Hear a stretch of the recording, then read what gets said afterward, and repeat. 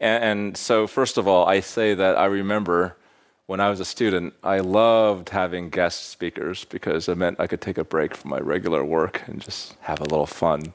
So first of all, I envy all of you who are still students and you get to have this sort of fun. But before I begin, I want to thank several entities. I want to thank the U.S. State Department for bringing me to Prague to be able to speak with many of our Czech friends in the government and in the universities and various parts of civil society, and also to the wonderful faculty and administrators of Czech Technical University for inviting me and being such gracious hosts today as well. So, if you're at this talk, you've probably seen the preview poster with a very provocative title, Anything You Can Do, AI Can Do Better. And no doubt in the preview sheet, you saw that I made three very strong claims about the things that AI can supposedly do better than human beings. Number one is medicine. Number two is software, specifically writing software. And number three, and this is my favorite one of all, I'm going to say that AI is better than you at marriage, better than us humans at marriage. And now you're probably wondering, because you're likely very good students, so what does he mean by that? What does it mean to be better? How do you measure better? And then I'll get to all of that as well. But I'll save that one for last. So let's begin with something a little softer first. And this is what I'll call the Vienna cancer case. So imagine the scene. There's an 82-year-old man, we'll call him Paul, just to protect his real identity. We won't use his real name, but we'll call him Paul. 82 years old, resident of Vienna, Austria, and diagnosed with what was then thought to be an incurable blood cancer. And like many cancer patients, he went through a very large number of rounds of chemotherapy, 6 specifically, and they all failed. The cancer continued to progress.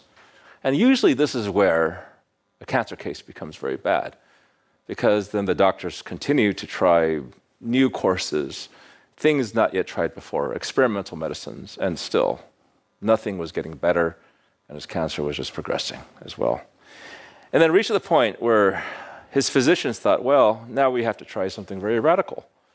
And this is when they got in touch with a group of researchers at the Medical University of Vienna, who had a collaborative relationship with a biotech AI company out in the UK. And so what they did in that case is say, all right, we will take a sample of Paul's cancer cells. And then what we'll do is that we'll divide it up into a few hundred subsamples, and we'll hit each subsample with a very specialized cocktail of cancer drugs that we have dialed in that is unique to Paul's specific individual biology. Okay? And then we'll use AI machine vision to observe what happens to each one of these samples. And the things they're looking for is, does it kill the cancer cells? Does it also kill the healthy cells? Does it do both? Does it do various other things as well? Okay? And so this is the treatment. And so what happened was that of the hundreds of samples that they tried, some of them did kill the healthy cells, not good. Some of them did kill the cancer cells, and some of them did both as well. And they eventually found one that was probably the strongest candidate for Paul's case, but he was too frail at that point to take that particular drug. It was too strong for him. So they actually went to the second candidate. It happens to be a drug made by Johnson & Johnson, based in the US. Administered the drug. Good news, 2 years later, Paul is in complete remission. All right, let's actually have a hand for Paul. He just beat cancer with the help of AI. I want to begin with something uplifting because, if that's not the sort of miracle, if that's not the reason we go into science to create miracles like that, so why else do we do it as well? This is why we do what we do, right? So that's where we begin.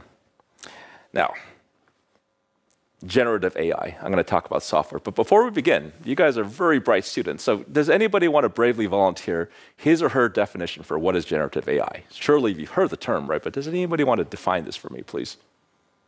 Okay, this gentleman right here, right? I think you know, in the white shirt.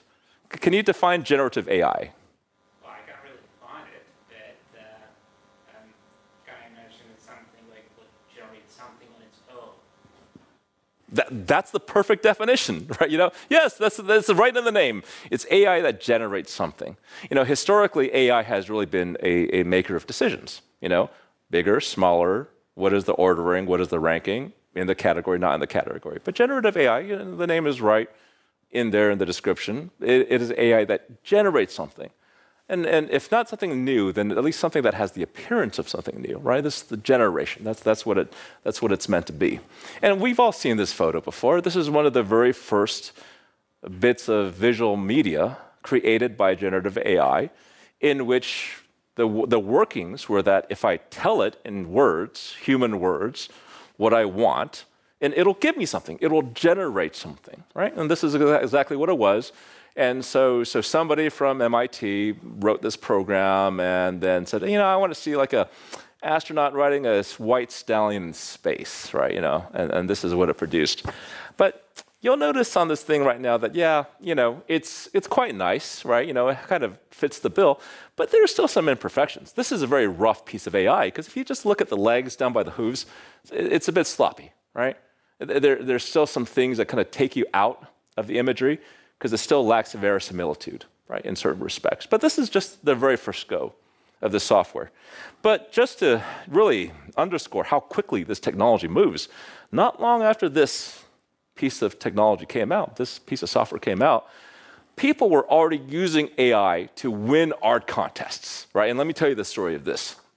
Out in Colorado, it's a state in the US, there's a gentleman named Jason Allen, and he's not an artist, by the way. He's a computer developer, right? He's really a code guy. And he thought, well, there's this piece of software called Midjourney. It's a generative AI imagery software. And I want to enter the Colorado State Fair, which has a prize of $750, right, if you win the top prize as well. And I want to enter the digital imagery contest. So what he did was that he got Midjourney, and after about 80 hours of prompting and reprompting and editing and all the rest, he developed this, it's a pretty cool picture. I'm no artist and I can't critique it, very well, but it's a very nice kind of dreamscape, neo-noir kind of future kind of image, and very neat. And won the prize. It's right here, right? $750 to Jason Allen.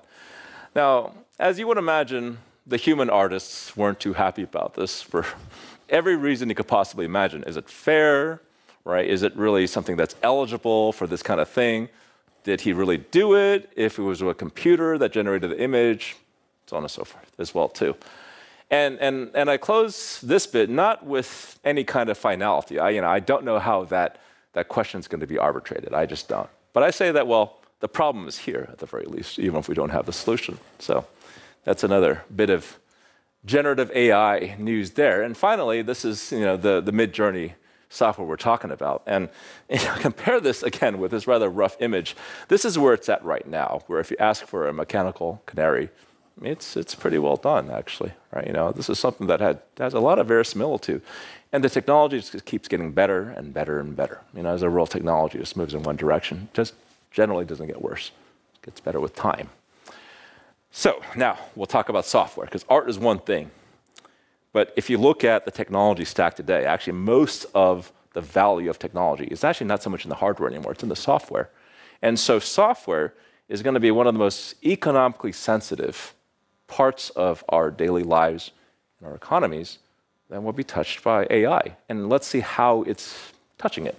So for those of you who are young, not me, by the way, right, because I'm old, you might not know this game, but for those of us who are old, we've all had this game on our mobile phones about, say, 20 years ago. And the game is very simple. It's called Snake. There's a little snake that goes around the screen, and you go up, down, left, right. And the goal is to eat pellets of food that cause the snake to grow longer, and you just don't want the snake to hit its own body, because if you do, the game is over, and that's it. So I spent a good amount of time playing this, when I was your age and a student as well. And the lecture was a little bit too boring, So this is the Snake game. Now, why do I talk about the Snake game? It's because, as far as software goes, it's a good model because it's about 100 source lines of code. It's not hard to write. But as a rule, if you worked in the software industry, you'll probably know that the average production rate for a software engineer is about 100 source lines of code per day. Because, as you might also know, 20% of that is really writing the code and 80% is debugging it, right? And this is about the rate of producing decent code in a given day. So I thought that's a good model.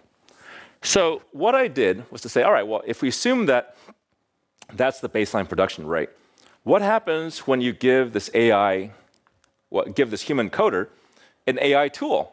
And now there's plenty of AI tools, GitHub Pilot and all the rest of that as well too, where sometimes the AI is so good it could even complete your thoughts for you as you're typing things in, right? I mean, it's quite sophisticated these days. So the experiment was, if you have an AI helper and if you're a good software developer, how long do you think it takes to write the snake game, right? And then this is where we'll have a little fun. Let's take some guesses from the audience. How long does it take for a good human coder to write the snake game if he has a modern AI code helper? We got to have at least one guess as well. This gentleman in the yellow shirt. 1 hour. Okay, good. That's a good guess. 1 hour. Any other guesses? Half an hour. Okay, we're getting more optimistic. 1 minute. Okay, now that's a perfect guess because it just spans exactly and brackets exactly the completion time, which is about 10 minutes, in fact. 10 minutes, which is not bad.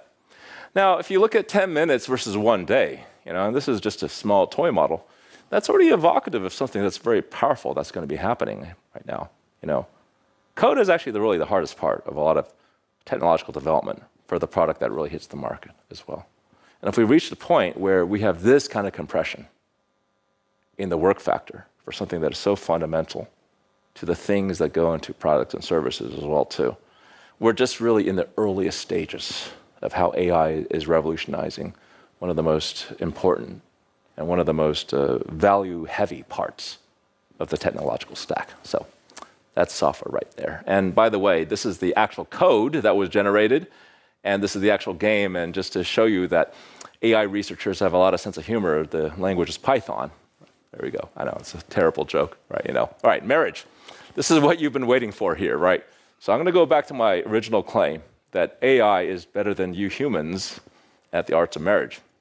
And let me begin with perhaps the first bit of evidence. So I've been married for about 10 years, and I can really assure you that one of the most important marital skills is to understand your spouse's sense of humor. Right? If you do that, then you're actually going to be in good shape for a lot of other things. And so there was a very good psychological experiment done recently in which a university psychology department invited a lot of married couples to come on campus. And the experiment was to find out how well do you know your spouse's sense of humor. So just for the sake of simplicity, let's say they got all the husbands in one room, and they gave them a battery of jokes like this, something that could be read relatively quickly. And after each joke, the husband was asked, do you think this joke was funny, yes or no? Just a simple yes or no. And then they got another joke, and you might have a few dozen, and then now you have a sample of the kinds of jokes that the husband finds funny. And that after they have that, they ask the wife, all right, here is a list of jokes, and you tell us, did your husband think this joke was funny? Yes or no? And with that, it's a very simple way to quantify how good you are at understanding whether or not your husband, in this case, thinks the joke was funny. And you have a success rate, 0 to 100%. What percentage of those jokes did you estimate right in terms of your spouse's sense of humor? Okay. Now, it's another quiz opportunity. In addition to the humans making that assessment, they also had a machine making that assessment. They gave the same battery of jokes with the yes and no's, gave it to the machine, and said, all right, machine, this is a man that thought these jokes were funny. These jokes were not funny. I'll give you another fresh list of jokes as well, too. Tell me whether or not you thought this human thought this joke was funny, yes or no. Okay? And over the entire population of jokes, you can also come up with an accuracy percentage. Where was the machine right? Where was it wrong? And 0 to 100% as to whether or not the machine could understand this human's sense of humor after just a very small sampling of his responses to a set of jokes. Okay? So that's the experiment. Now here's the quiz. What do you think is the accuracy rate of humans predicting their spouse's sense of humor? It's a percentage, so let's take a few guesses. How do you think the humans did in this exercise? Can you tell me the prior? So for instance, if I know that 90% of the jokes are not funny, if I say not funny, I will be pretty accurate. So do you know the prior? There's no prior in this case because you're making a completely subjective assessment as to whether or not somebody else thinks it's funny. Right? So for instance, if I have 10 jokes and each one of them is a distinct joke as well, I, as the husband, would say funny, not funny, funny, funny, not funny, funny, not funny as well too. And this is just my purely subjective assessment. I hand that to the machine, and the machine says, aha, okay, here's the jokes, here's the linguistic and and the semantic properties of the jokes as well too. And I have another list of 10 jokes, and I thought, aha, well, given that I know this. Oh, I'm sorry, yes, I'm misunderstanding your question. That is the prior. Nothing's funny. Yeah. And the machine could be easily, without analyzing anything, pretty accurate. Well, that's a good point, actually. I don't know if there were such corner cases like that, but it's possible that one man was so humorless that he found nothing funny, right? It's possible. It's funny, it's the same thing. Like Yeah. if you have like prior which is far away from 50%, it's easy to be accurate. It is. I don't know the particulars of the data in this case as well. I suspect that those cases, if they existed, were probably rare. Those edge cases are probably rare, right? But it's possible that there were a few. There were on the order of a few dozen, couples in this case as well. So that's just roughly the sample size that we're talking about in this case. So did the spouse get the learning data set as well? Does that have to be acquired during previous lifetime?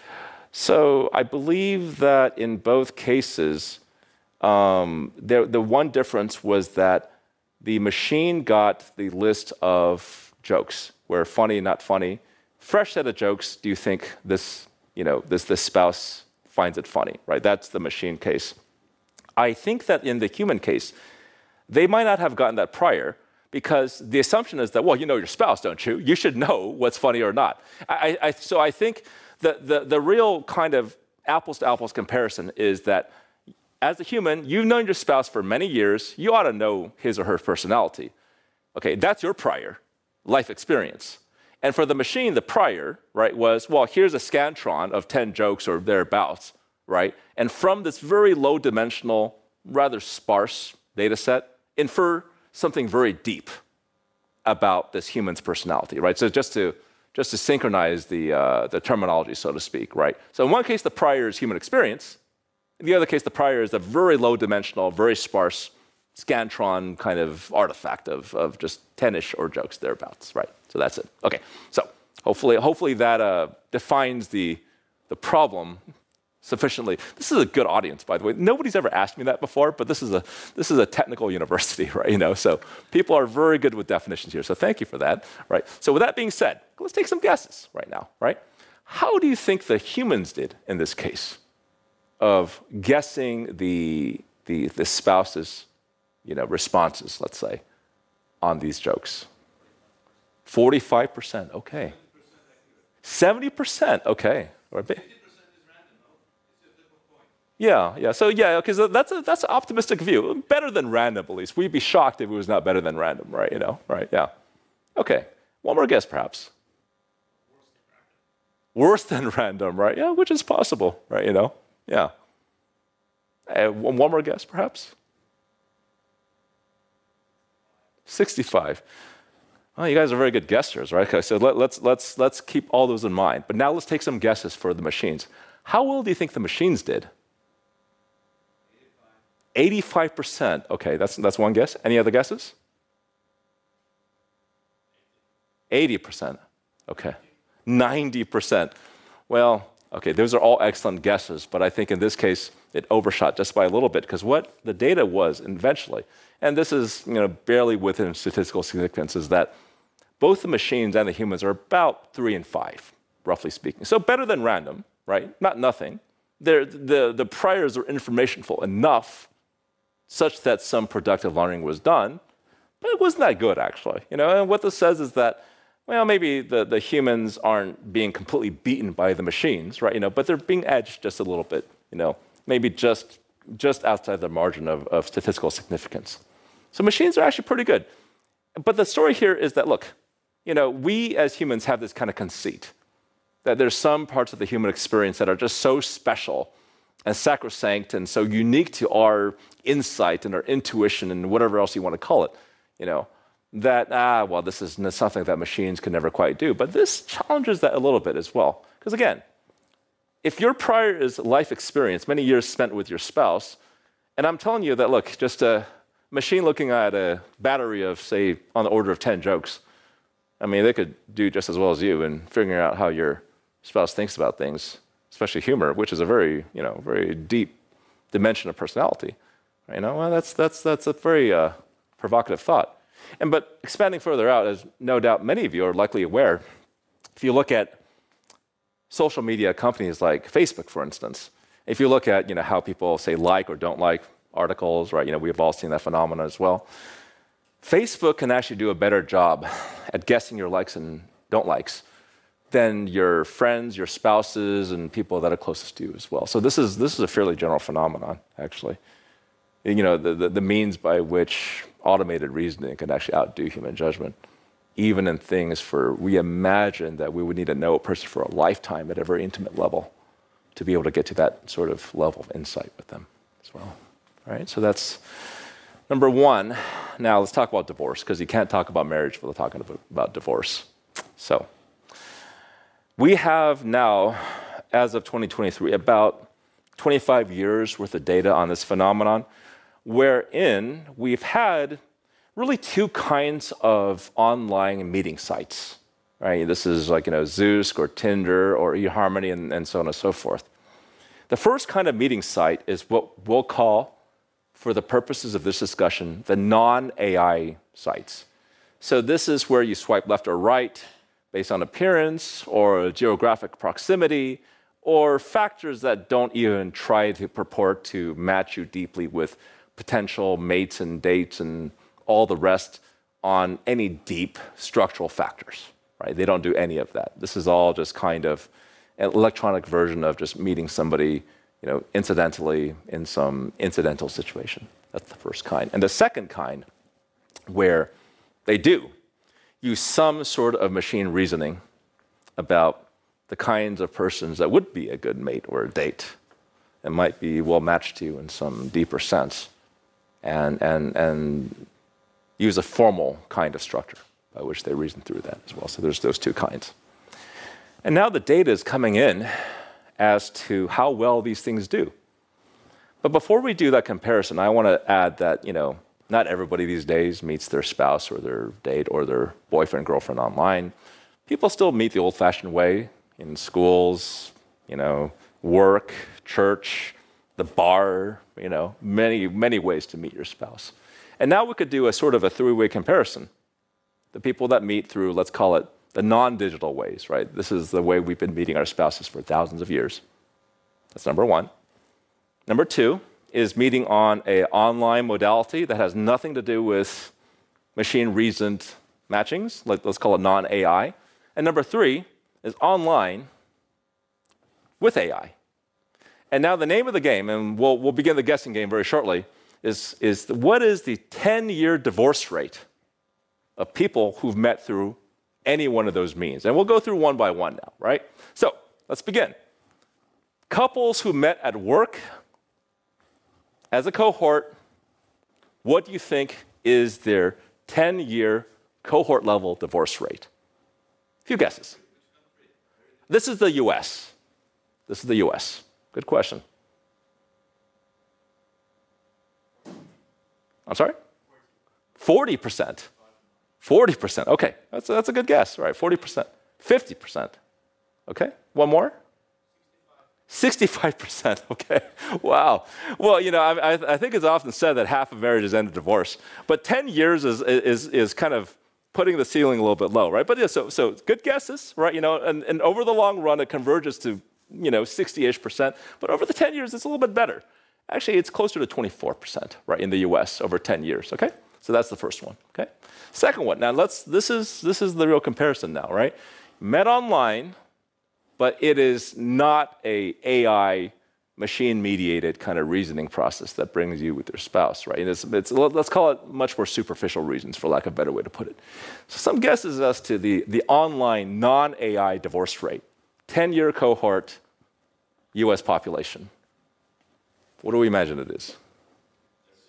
30%? Okay. Similar number, okay. Like 20-ish percent, okay. Very good. One more guess, perhaps. 80%? 18, okay. Yeah, well, these are very good guesses. And it is very similar. It's about 20% as a rule. Third one, okay, met at a bar. All right, now we're really testing our optimism and human judgment here, right? Okay. Met at a bar speaks for itself. Places where they serve alcohol and people are single and ready to mingle, okay? What do you think is the 10-year divorce rate? U.S. population, couples, met at the bar. 30%? 25%? Okay. 15? Okay. Okay. So a lot of variance in this, right? But good guesses. I think as a group, you guys are much more closely, I think, scattered around the right answers, right? Because you guys are very good technical minds here. It's about 19%, actually. Not that bad. And this is it's remarkable, right? They all tend to be around the same number. And so it seems like you're not doing that much worse in any one of these, what we'll call traditional kinds of methods.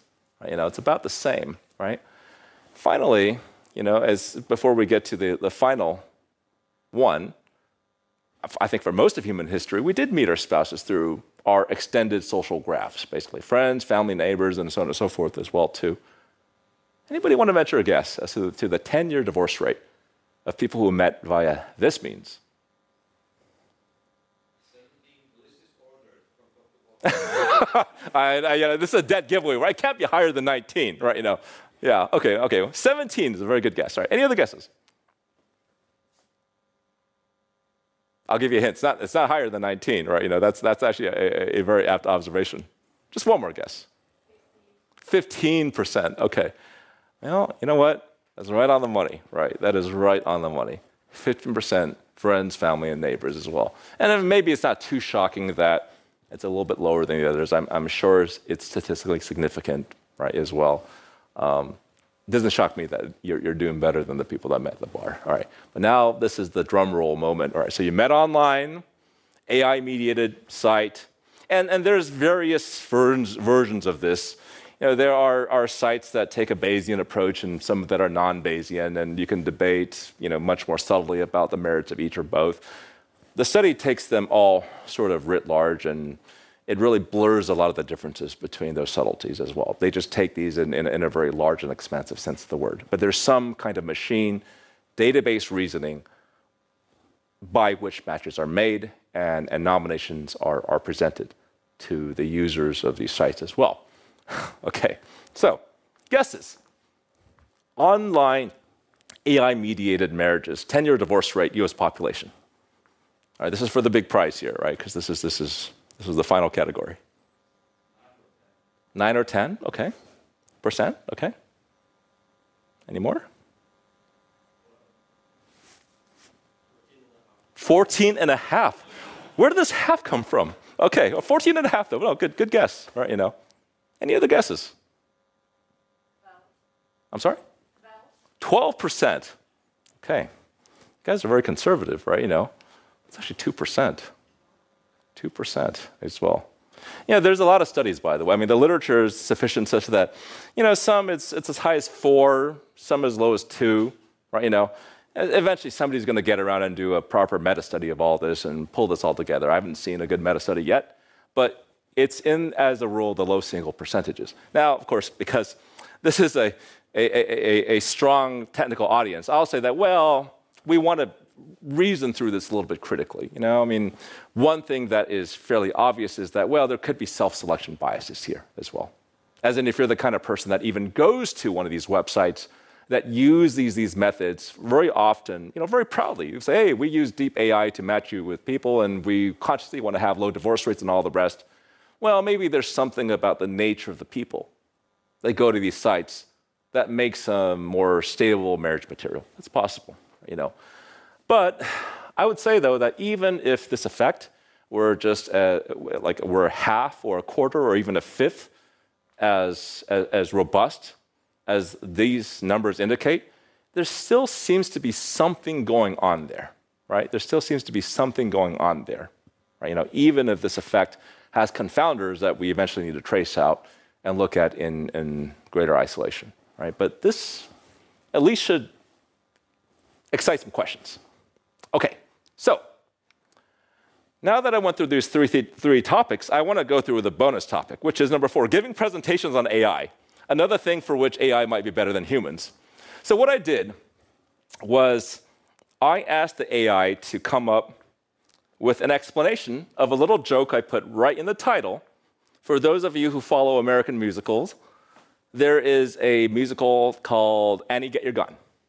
It was very popular in the 1940s and the 1950s, and it was kind of an early kind of aesthetic foray into women's rights and women's equality. It was about Annie Oakley. It's a real story of a Wild West gunwoman who outshot any man she got into a competition with, fell in love, and all the rest, and musical numbers and all the rest throughout. And a very famous song in that musical was Anything You Can Do, I Can Do Better, right?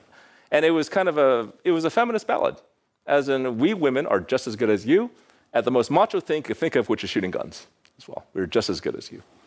So I thought, well, that'll be kind of a fun joke. Anything you can do, AI can do better.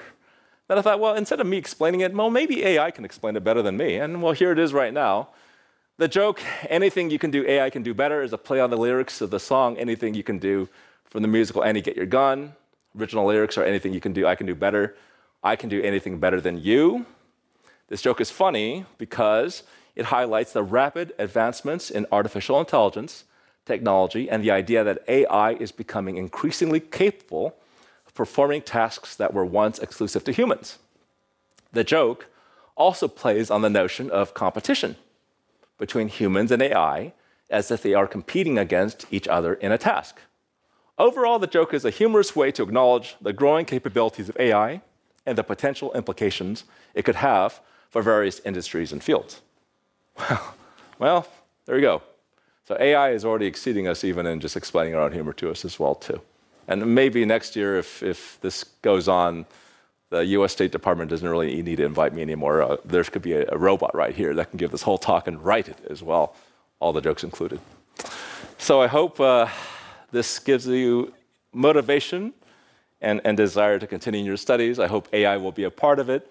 And whatever discipline you get into, I'm sure that it will bring positive influences to whatever it is you're doing. And I'm ready for your questions. Thank you.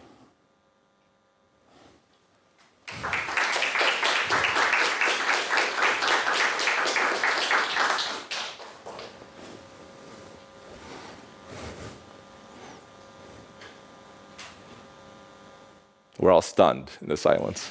We've lost humanity. We've been exceeded. Please. When the representative of older generation, curious the question, so do you have any notion or idea where does the training data for the mating AI come from?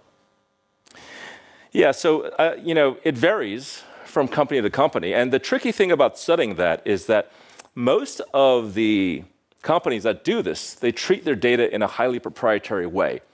And they don't really expose it to the scrutiny of the typical research processes. There's one company that actually is somewhat unique in this. It's called eHarmony. They're probably one of the oldest psychometrically intensive websites out there. They've been around since at least the early 90s, the late 90s, I should say, as well.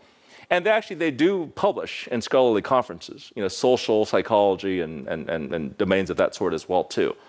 And so there is some transparency in terms of what they do. At least, at the very least, they will subject their research claims to scholarly scrutiny, right? That's number one. And number two is that I'm also aware that they do consciously track the divorce rate of the populations that eventually end up getting married. And they've gone as far as to claim, and this is something that they do provide some evidence for, that in fact 5% of the marriages, all marriages in the U.S., come from eHarmony, in fact, as well. So, I would say that if that's true, or even if that's partially true as well, it's a pretty statistically high-powered kind of set there as well. How much of that they specifically disclose, even that's limited as well. But at least we have some, gross global numbers around that, right, as well. So 5% of U.S. marriages and about a 25-year-ish track record. And so both, sort of a high end, so to speak, and sufficient longitudinal depth, such that, there's some substance in that particular data set. Very good. Please. Well, it's fairly simple to imagine, like, how do you feedback the model with, like, matching people or training the biological data sets, like, for cancer treatments? But how about those large language models? Like, there's virtually unlimited amount of data. Yeah.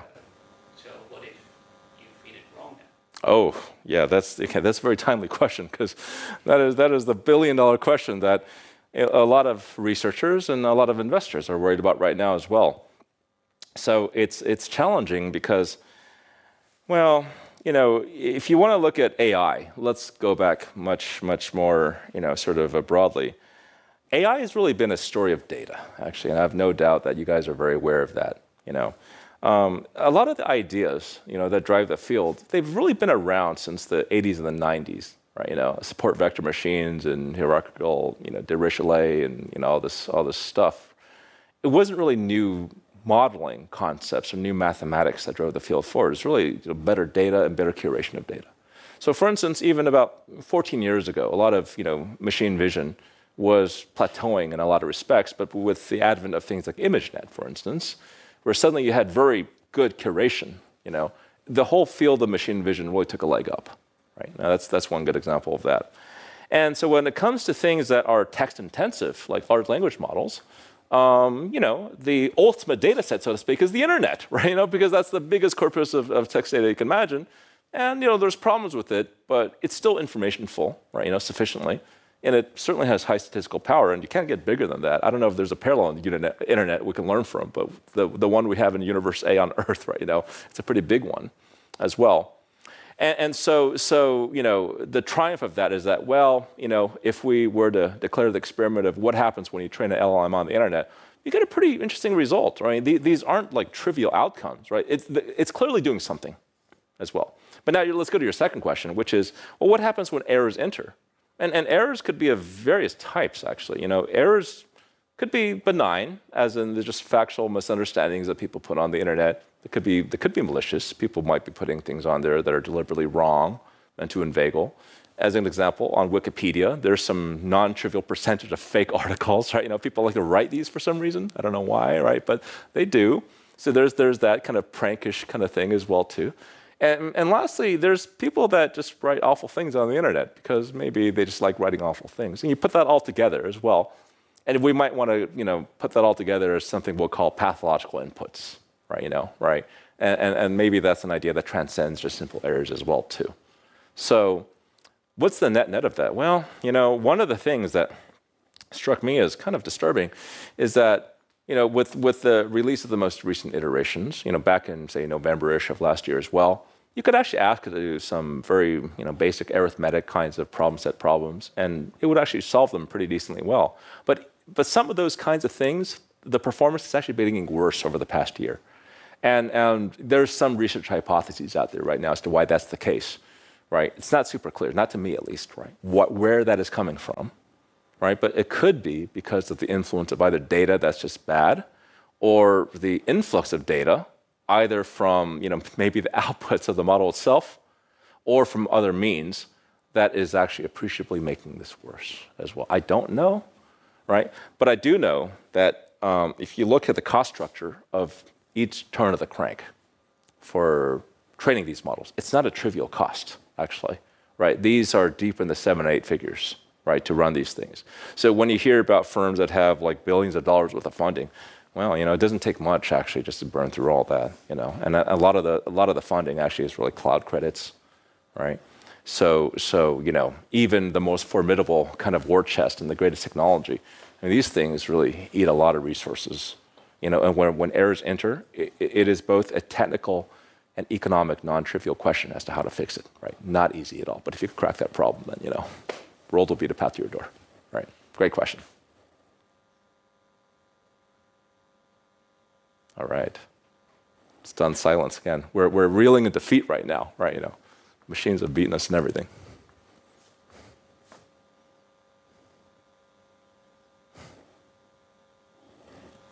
Maybe I will have one question. So,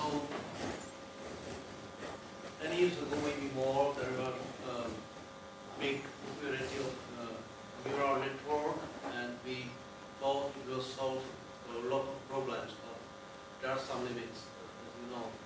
Isn't the same situation nowadays in AI? Everybody's worrying about losing the job as you losing your lecturing positions. Yeah. So what do you think about this? That's a good question for two reasons. Number one, one of the most socially disruptive aspects of technology is actually job displacement, and this is true for every major technical advance, in the human experience. And number two is actually it goes to the limits of what this thing is right now, right? And maybe we'll take those in reverse order. The head of OpenAI recently, who's really the impresario for a lot of the technology you see here today, actually, he's actually said that, the large language model kind of approach to the data corpus we have actually might have reached its limits in the sense that, well, number one, there's no bigger corpus to train on than the internet. And the second thing implicit in that is that there's some limitations even in the methodology itself, right? In the sense that, to what degree are the LLMs today actually reasoning? To what degree do they actually have knowledge? And to what degree do they actually exercise intelligence in the way that we see it as well? And some might argue is that, well, maybe it's not actually intelligence that it's exercising, actually. Maybe it's the emulation of cognitive activity that has the appearance of intelligence, but it not really is so, right? And here's what I mean by that. There's still some questions that really stump it, for instance. So if you ask it, and maybe the newest iterations would have fixed this problem by now. Well, what happens when you put a horse on the moon, right? If you ask a young child that, maybe 5, 6 years old, they'll get to the point very quickly, as the horse will not likely survive on the moon, because the most salient fact about that situation is that the horse needs air, and I'm pretty sure there's no air on the moon, or not insufficient air at least, as well. But the AI would struggle with that, actually, in the sense that it would really have to go through the grand corpus of all the situations that might have some kind of analog or some sort of distributional closeness in some abstract sense of the word with that notion and make a judgment based on that, right? And to me, actually, that's a very non-Bayesian kind of way to reason through that problem. And the non-Bayesian quality is what I think speaks to the limitations of all this as well, because it's actually not reasoning. But let me push one step further, right? Because this is a sort of an aspiration of the field for a long time. Even if we were to take a Bayesian approach, that's still a deeply non-trivial problem, right? In the sense that in that question, there's multiple notions of scale that are not easily surmounted in an efficient way. So let's say that I gave it a really robustly articulated knowledge graph of, say, mammalian biology, for instance, right? So the horse is on the moon, and now I'm the machine. I'm reasoning through this. Well, horse, mammal, needs oxygen, active transport, all the rest, and I'm going to go through the entire biochemical cascade, by which I think that the lack of oxygen, for instance, might cause the demise of the horse, for instance, as well, too. Well, how far down that stack do I go? How do I make a judgment as to which length scale of biological phenomena I need to stop at to make a conclusion as well? And so whether or not you're thinking about things that might get around very basic reasoning tasks in a Bayesian or a non-Bayesian approach as well, these are all non-trivial research questions that, to my understanding, from what I see in the field, have not yet been resolved. We don't really have AI that really reasons and doesn't have the sort of intelligence that we would describe as intelligence, properly intelligence, as in real reasoning and a real sort of apprehension of knowledge and the conversion of knowledge into novel insight. I haven't seen anything like that myself, or nothing that does that at a real scale, right? So I just to answer your question a little bit more tersely, I don't think yet that we're really at the risk of massive job loss in the knowledge industries, because it's still lacking that. And let me add just one more thing, because this goes to our first example.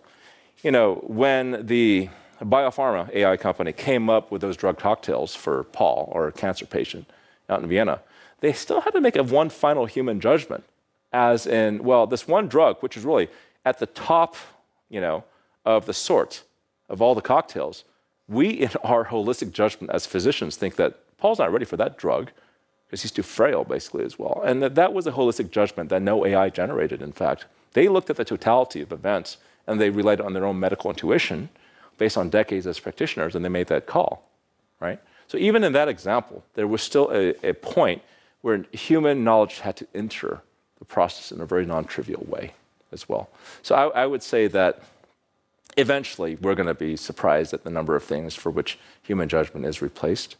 But even within these examples, we see that we're still far enough for that point, such that it's not going to happen overnight. Thank you.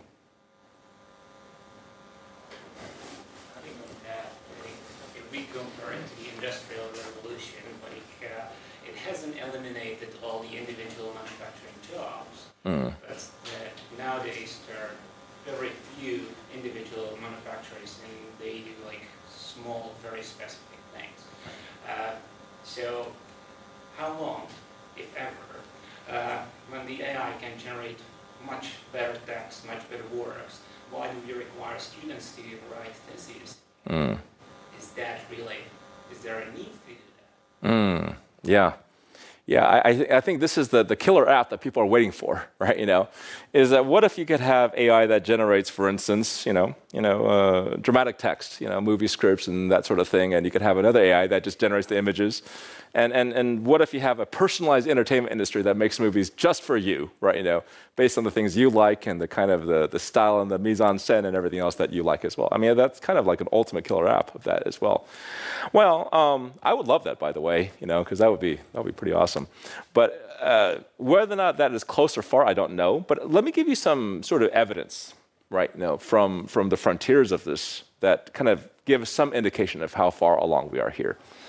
Even 10 years ago, in my conversations when I was employed in a high-tech innovation agency, I actually spent a lot of time talking with people in the financial sector. Right? These are the traders, on the buy side and the sell side, either they're making markets or they're taking risk, right? But these are the ones that are trading financial instruments and commodities and all the rest. And you'll find that these guys, as a rule, as an industry, tend to be the most robust and earliest adopters of great new technologies. And one remark that was made to me was that, Mike, you can actually measure the progress of natural language understanding technology by observing the tick-by-tick trading of E-mini futures in the US stock market. I said, really, how is that the case? Because here's how it works, is that one of the most sensitive inputs for futures trading, for the US stock market index, is actually the dovishness or the hawkishness of Federal Reserve statements as well. So what happens is that the very moment that the Federal Reserve issues a new statement about wherever monetary policy is going to go, all the NLU mechanisms of all the hedge funds they're cranking away already as well too. And you could literally trace, as you go from sentence to sentence, doing a kind of a sentiment analysis, as it's going bearish to bullish, the ticks are moving kind of up and down along with that as well too. So this is literally the way that many of the prop desks and the trading desks were actually doing a kind of a real-time measure as to how good the stuff is actually, right? Because you could see, the near real-time response of these NLU capabilities as is expressed in a very measurable quantity, which is the pricing of a financial instrument as well, right? So I would say that, let's use that as a starting point, because this is how technology over the past 10 years in this domain has been used. Now, let me go to something that's closer to the heart of your question, which is writing this stuff, right? And that's one thing is to read, right? Another thing is to write. Well, so another interesting observation that I heard from that particular industry was that, Mike, we know that our rival traders, guys that want to get a leg up on us, right? We know that they have NLU capabilities, reading, press announcements and corporate announcements and the news and Bloomberg and all the rest of that stuff, So a few and the legality of this I don't know about, right? I'm not sure if this has ever been decided. If you would actually use earlier versions of generative AI to write stories, publish them, knowing that their competitors will be reading them automatically and making conclusions and changing their positions as a result. Now, I don't know about the legality or the propriety or any of that as well, too. But all this was happening, by the way, 10 years ago, right? So there's all this game theoretic kind of, I think, very sophisticated behavior already going on with this as well. And so I don't know whether or not the AI can write the great American novel, right? I don't know that. Maybe one day as well. But even 10 years ago, rival traders in the financial markets were already using this stuff, at the very least, to get advantages and legs up over one another in that field. And at least they probably were confident enough in it such that they did this at some reasonable scale, right? So maybe not good enough to write text that will impress you or win Pulitzer Prizes, but maybe good enough to sort of con the next hedge fund into selling when they should be buying and buying when they should be selling, right? So not a great answer, but just some evidence. Very good. Question? So as more and more AI-generated content gets into the internet, and subsequently it will get into like LLM corpus or like whatever meter uses, there's like an idea of AI then learning on itself, on the generated content. And so do you think there is any way to like avoid this? Yeah. That is a good question, because I think underneath that question is the deeper question of, is that a good thing or a bad thing, actually? Is that a problem or is that not a problem? Synthetic data, just maybe as an even deeper question to all that, has been kind of a holy grail, in many research communities, not just in AI, but many others as well, too, for a very long time. I mean, the advantages in many respects are obvious. If you have any kind of learning-based approaches, they're data hungry, data is expensive to make, and if you could generate data with sufficient verisimilitude, right, that captures the proper distributional and other kinds of quantities that you would need, qualities, I should say, that you need, then the advantages almost speak for themselves, right? It doesn't require much more justification. It's been hard, though, to generate good synthetic data, right? There's a lot of ways to explain that, but in my experience and the things that I've done when I was an active researcher as well, it just doesn't really quite get the verisimilitude right. And there's various ways by which you can measure that, like the ways by which entropy and disorder are expressed just don't quite match reality in the way that you need. And then you end up creating a lot of artifacts that come from the synthetic quality of the data, et cetera, et cetera. But I'll say that even in my own research career previously, I've run into this issue as well. So question number one is, to use or not to use synthetic data, not because we're against it or for it, but because of the quality of it. That's a hard question to answer, actually, because synthetic data is very hard to generate. But now let me skip to your question directly, which is, okay, well, in essence, when you have, the outputs of these models being used as inputs, it's a form of synthetic data, right?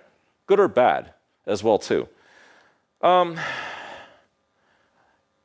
It's been pointed to as one of the reasons that performance has actually worsened over the past few quarters in some of these things, right? Because this kind of self-feeding kind of effect, sort of takes a perturbation and really amplifies it in a way that, is quite noticeable as well. That's the theory, at least, right? That could be the case. But, but in some respects, we're kind of privy to a real-time experiment at scale going on here. Because, whether or not we think of it, that is happening right now. I mean, the outputs are being brought back into the input corpus. And then the question is this going to be a sort of a phenomenon for which we'll see worsening performance in other things, other than just the things we mentioned? I don't know, actually, right, But, again, not a great answer, but an observation. Very good.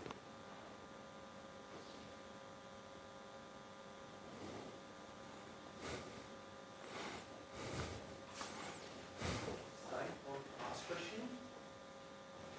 No more? So,